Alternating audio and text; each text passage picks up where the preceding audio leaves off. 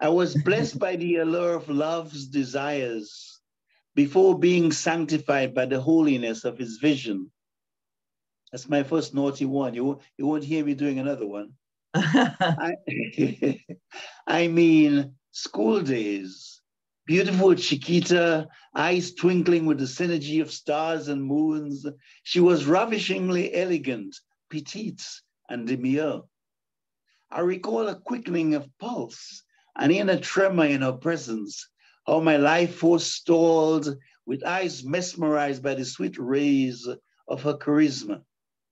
She smiled with the majesty of Da Vinci's Mona and walked with the grace of swans and eagles.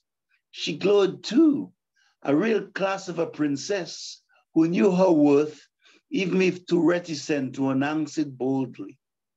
Her name was constantly on my lips, by days on buses, at nights a bed of solace to cradle a passion that consumed me, of this royalty I knew at school, one that moved with the finesse of drifting snowflakes, walked with the poise of a Nubian goddess.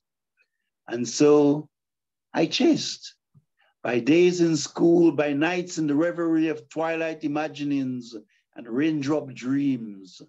My delusions had taken hold, and I was filled with the frivolity of boyish charms, pushing me to unattainable heights.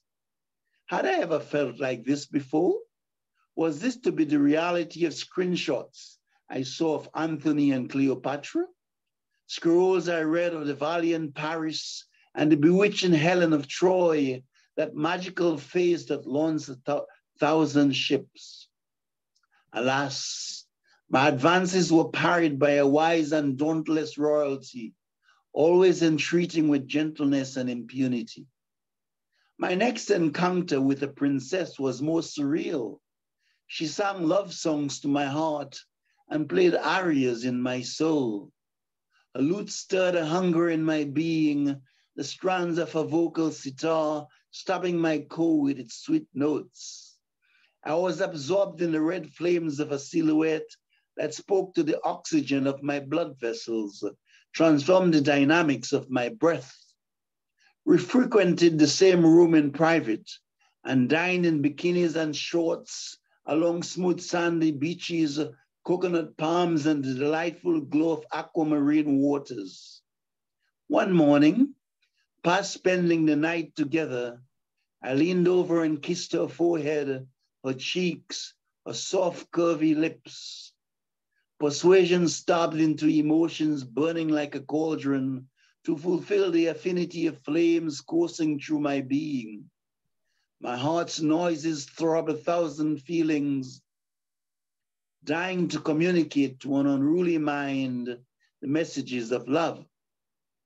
Alas, although she acquiesced and waited bashfully, I was short on courage that day as I walked out of her room sorrowfully, knowing that I would be on the next plane out.